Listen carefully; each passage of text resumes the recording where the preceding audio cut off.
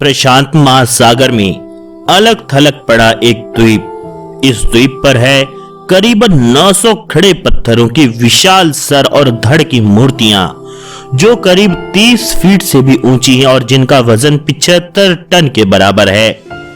असल में यह सीने तक जमीन में धसे हुए हैं और सारी मूर्तियां ऊपर आसमान की तरफ कुछ देख रही हैं।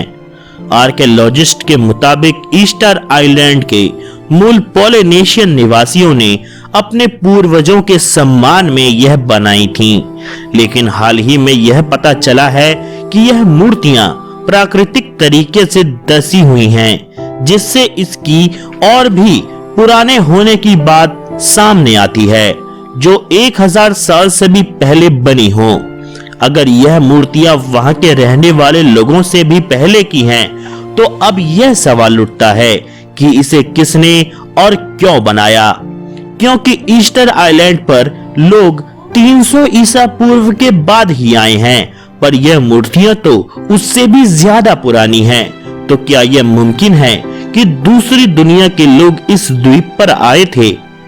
प्राचीन एस्ट्रोनॉट थ्योरिस्ट मानते हैं कि यह दूसरे ग्रह से आए पूर्वजों के चिन्ह हैं, क्योंकि अगर इन मूर्तियों के चेहरे ध्यान से देखें तो उनके चेहरे ईस्टर आइलैंड पर रहने वाले लोगों से कभी भी मिलते ही नहीं हैं। जो मूर्तियां बनाई गई हैं वह रोबोट्स की तरह दिखती हैं, जिनकी पतली और लंबी नाक है, पतले होंठ हैं, जो किसी भी तरीके से ईस्टर आइलैंड के लोगों की तरह तो बिल्कुल नहीं है।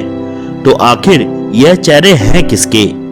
इसके पतले लंबे सिर हैं और इनके सबके चेहरे आसमान में ही क्यों देख रहे हैं?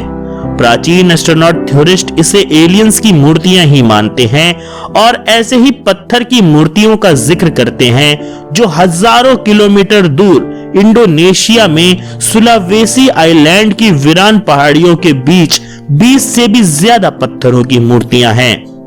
पर यह कैसे संभव है कि 1000 किलोमीटर दूर इन पत्थरों में इतनी समानताएं हैं? कुछ खोजकर्ता मानते हैं कि इसके पीछे सिर्फ एलियंस का दिमाग है, जो कि पूरी दुनिया में हर प्रांत के लोगों को शिक्षा देने जाते थे और फिर लोगों के साथ मिलकर अपनी यह मूर्तियां बनवाते थे, क्योंकि यह मूर्ति किसी भी इंसान से नहीं मिलती और 1000 वर्ष पहले इतनी सफाई से कारीगरी करने के लिए भी औजार तक नहीं थे। और सबसे बड़ी बात यह है कि एक जगह से दूसरी जगह बात करने या संपर्क करने का कोई तरीका भी नहीं था कि किसी तरह ईस्टर आइलैंड वाले लोगों ने सुलावेसी आइलैंड वाले लोगों को जाके कहा हो कि तुम भी ऐसी मूर्तियां बनाओ। यह पत्थर एलियंस ने याद के तौर पर बनाया होगा, जो मनुष्य उन्हें याद रख सके और उनसे हमेशा जुड़े भी रहें। हो सकता है कि भगवान यानी एलियंस सच में इन पत्थरों के जरिए धरती पर मनुष्य से मिलने आते हों और मनुष्य को विकसित करके उसे ज्ञान देकर हमेशा के लिए चले गए हों, पर उनके आने जाने की यह माध्यम आज भी सही हो और मनुष्य एक दिन इस पहेली को सुलझा भी ले और फिर से एलियंस से मिल सके। पर आज तक तो यह एक रहस्य है, पर हो सकता है आने वाली सदियों तक रहस्य ही रहे, लेकिन हो सकता है कि आने वाली सदियों में यह रहस्य सुलझ जाए। रॉक स्टैचू का मतलब होता है एक बहुत बड़ी चट्टान या पहाड़ को काटकर उसे एक मूर्ति का आकार देना। रॉक स्टैचू बनाने की परंपरा इस धरती पर सदियों से विद्यमान रही है। आज हम आपको विश्व के ऐसे ही विशाल और अद्भुत रॉक स्टैचू के बारे में बताएंगे। इनमें से कई स्टैचू तो हजारों करोड़ों साल पुराने हैं। पहला, the great sphinx. Great sphinx विश्व की प्रसिद्ध सबसे प्राचीन और विशाल मूर्तियों में से एक है। यह हजारों सालों से यहाँ पर बड़ी रहस्य के रूप में तैनात है और आर्कियोलॉजी में भी बहस का गंभीर का मुद्दा बनी हुई है। इसे ग्रीक के पौराणिक काल में एक जानवर का नाम दिया गया है। 2000 साल पूर्व ग्रीक के क्लासिकल युग की मूर्ति को लेकर तरह तरह के धारणाएं आज भी पेश की जाती रही हैं। बहुत से पुरातत्वविदों का मानना है कि फेरो सम्राटों के शासनकाल में द ग्रेट स्फिंक्स तैयार की गई होगी।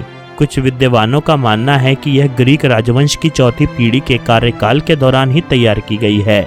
कुछ अन्य शोधकर्ताओं का मानना है कि गीजा में स्फिंक्स का निर्माण ग्रेट पिरामिड के समय में हुआ था। मिस्र की खोई हुई सभ्यता की यह मूर्ति आज रहस्य और रोमांच अपने आप में समेटे हुए है। आखिर ऐसी स्टैचू बनाने का पीछे क्या मकसद रहा होगा, यह वैज्ञानिक अभी तक समझ नहीं पाए हैं, क्योंकि ना ही ये इंसान है और ना ही ये जानवर। तो ये स्टैचू बनाया है तो बनाया किस चीज़ का है? क्योंकि धरती पर आज तक हम जितने भी स्टैचूज देखते आए हैं, या तो वो किसी जानवर या इंसान या किसी भगवान के होते हैं, लेकिन ये एक ऐसा स्टैचू है जो धरती पर आज तक कभी कहीं नहीं मिला है। तो इसको इतना अजीब बनाने के पीछे क्या मकसद रहा होगा, यह विज्ञान को आज भी हर दिन एक खुलेआम चुनौती देता हुआ सामने अड़िग खड़ा है। लिशान में भगवान बुद्ध की विशाल मूर्ति। चीन के लिशान में पत्थर पर बनी भगवान बुद्ध की मूर्ति 233 फीट यानी करीबन 71 मीटर की ऊंचाई पर है। यह मूर्ति शिजुओ की पहाड़ी पर 8वीं शताब्दी में तैयार करी गई थी। ऐसा लगता है जैसे यह मूर्ति 3 नदियों को देख रही हो। इसका चेहरा माउंट एमई की तरफ है। माउंट एमई बौद्धों का एक सबसे पवित्र धार्मिक स्थल है। इसके निर्माण के समय यहाँ पर एक 13 मंजिला स्ट्रक्चर लकड़ियों से बनाया गया था। इसे सोने से मढ़ा गया था। युआन राजवंश के कार्यकाल में मंगोल आक्रमणकारियों ने इसे नष्ट कर दिया था और इतनी बड़ी मूर्ति में लगा हुआ करोड़ों टन सोना चुरा कर ले गए थे। जरा सोच कर देखिए, इस मूर्ति के अंगूठे के बराबर है हमारे 6 फीट इंसान। तो यह मूर्ति में कितना बड़ा सोना लगाया गया होगा, इसका अंदाजा लगाना भी मुश्किल है, जिसको चुरा लिया गया। अगर ये सोना आज किसी देश की धरोहर होता तो वह देश इतना अमीर होता कि बैठे बैठे 2-3 देशों को वो आसान से खरीद सकता है।